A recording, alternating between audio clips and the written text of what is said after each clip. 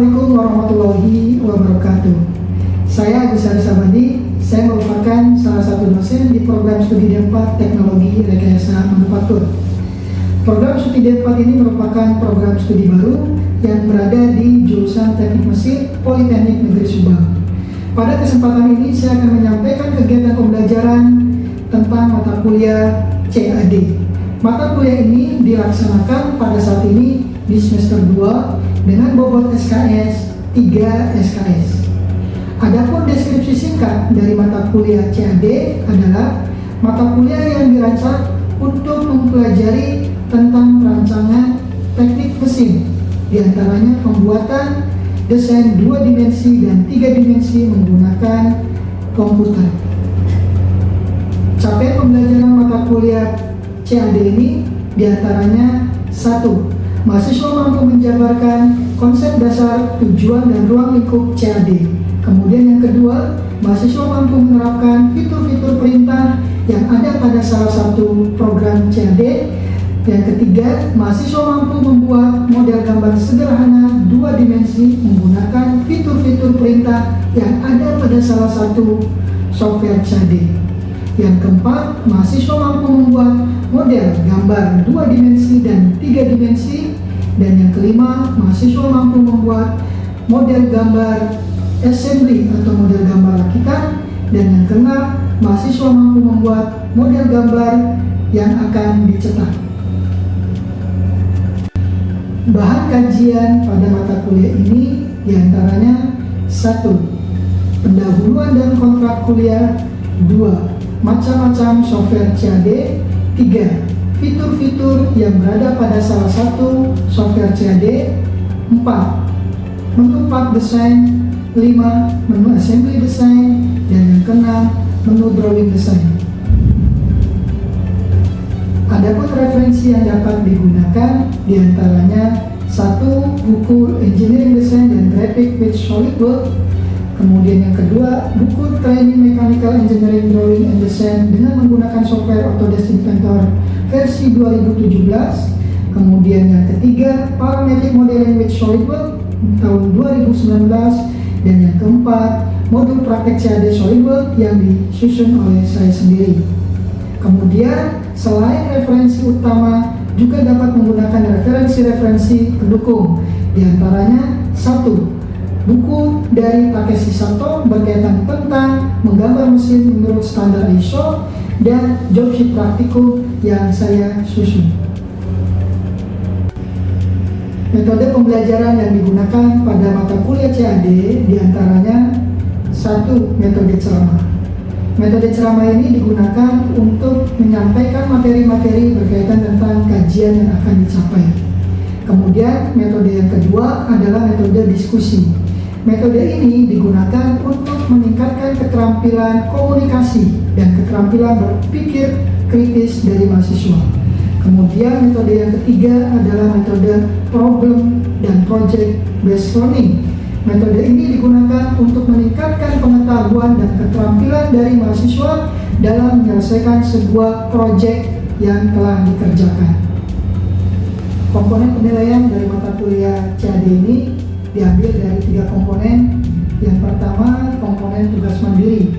Tugas mandiri ini dilakukan ketika mahasiswa praktikum. Kemudian yang kedua dari ujian tengah semester. Dan yang ketiga dari ujian akhir semester. Berikut saya tampilkan video pembelajaran CAD di laboratorium komputer.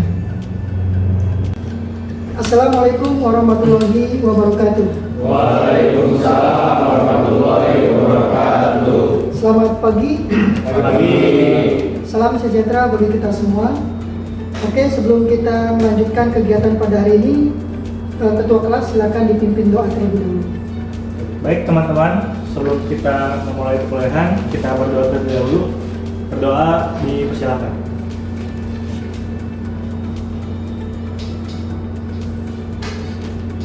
Berdoa, Bu.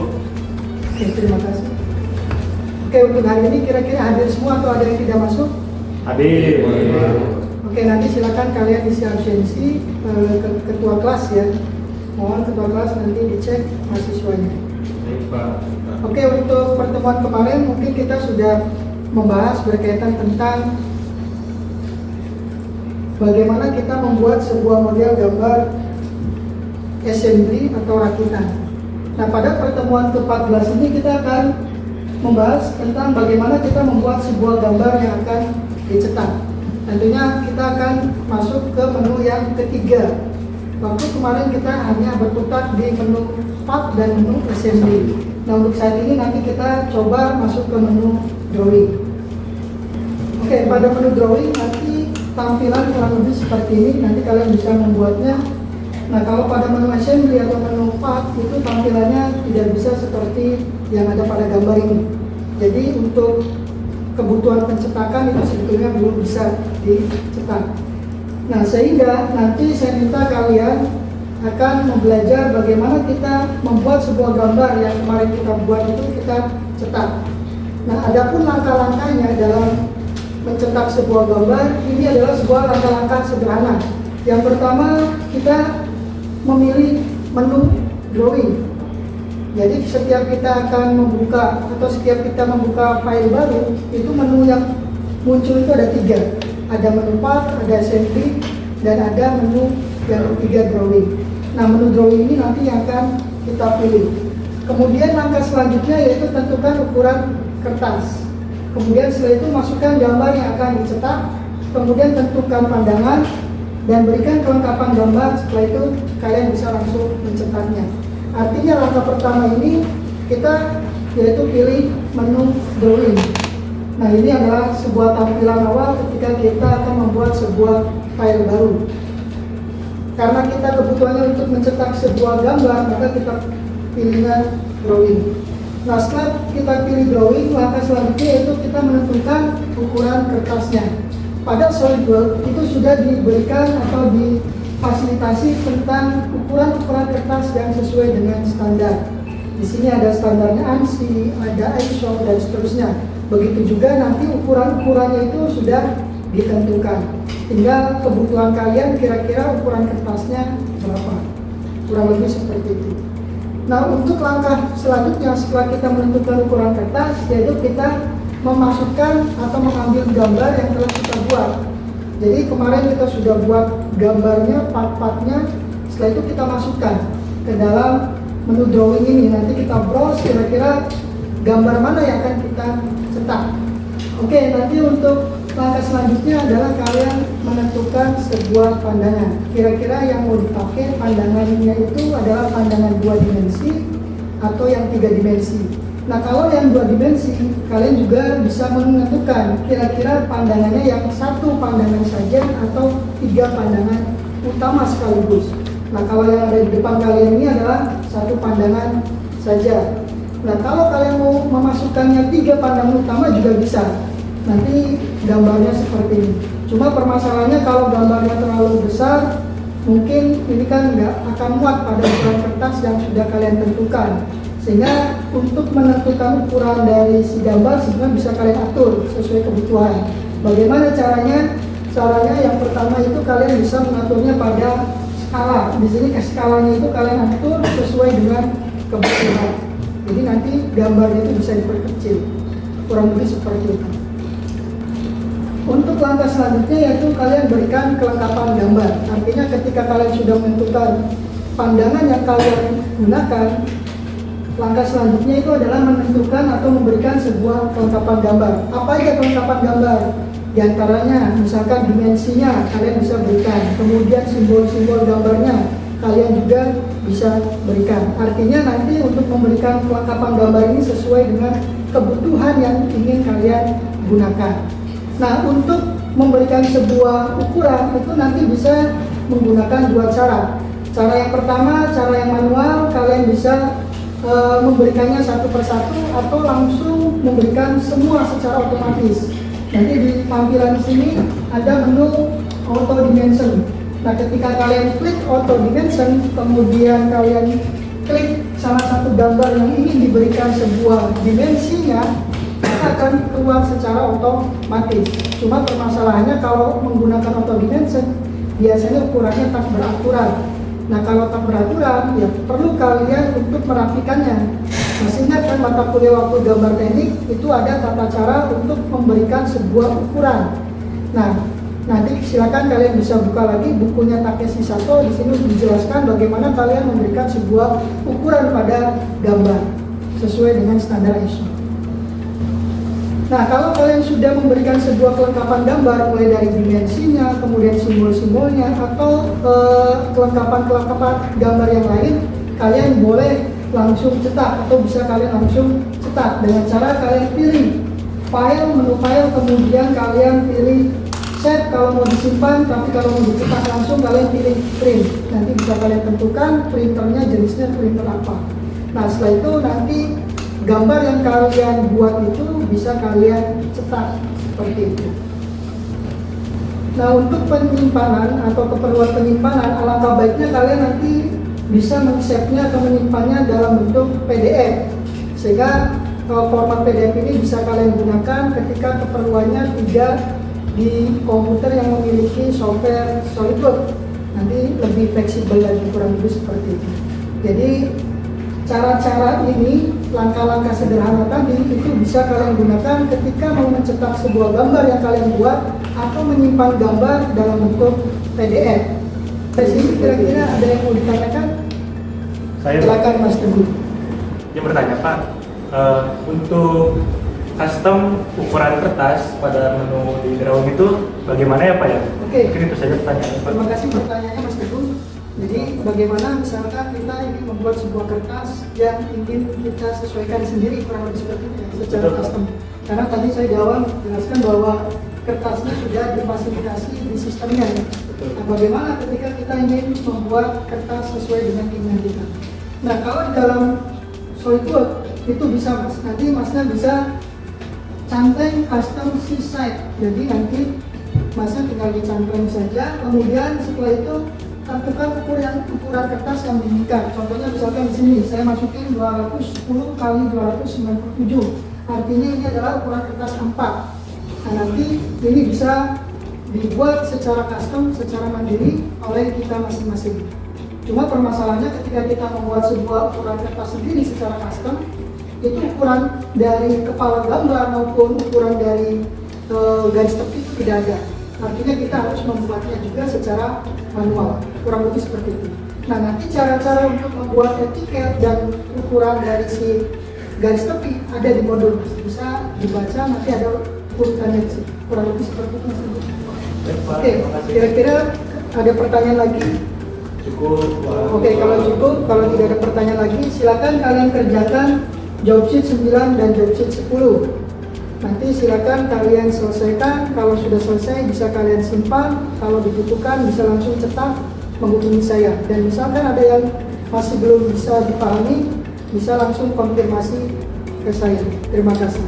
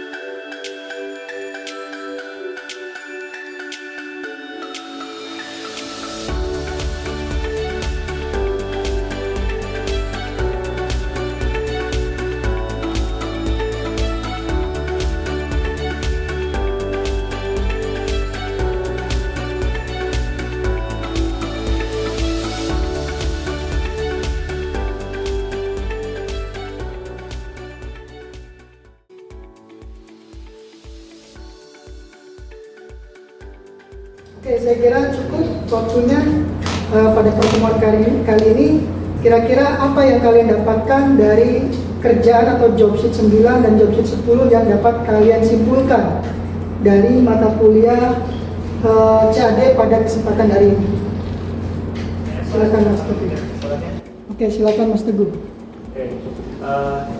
Kesimpulannya kalau dari saya yaitu kita mengenal gitu Pak menu dari salah satu SolidWorks yaitu adalah drawing, yang dimana kita harus memilih menu drawing dulu untuk mencetak kertas tersebut, dan juga di dalamnya kita bisa menentukan ukuran kertas, untuk juga memasukkan gambar yang akan dicetaknya dan menentukan pandangan-pandangannya.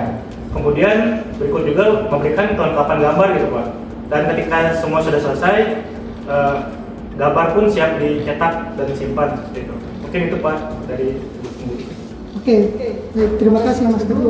Betul, jadi pada pertemuan ke-14 ini kesimpulannya adalah ketika kita ingin membuat sebuah gambar yang akan kita cetak, kita bisa memilih melalui pilihan menu drawing tadi. Jadi itu ya poinnya. Silakan nanti kalian banyak latihan di rumah berkaitan tentang menu drawing. Mudah-mudahan dapat meningkatkan keterampilan dari kalian masing-masing. Dari saya mungkin itu saja. Silakan komputernya dimatikan. Jangan lupa mematikannya sesuai dengan prosedur yang ada di laboratorium komputer. Dari saya kurang lebihnya mohon maaf. Wassalamualaikum warahmatullahi wabarakatuh. Waalaikumsalam warahmatullahi wabarakatuh. Demikianlah video kegiatan pembelajaran yang saya lakukan pada mata kuliah praktek CAD. Mudah-mudahan dapat memberikan informasi dalam penilaian PDD UKPT bidang pengajaran Sherdos 2024. Kurang lebihnya mohon maaf dari saya. Wassalamualaikum warahmatullahi wabarakatuh.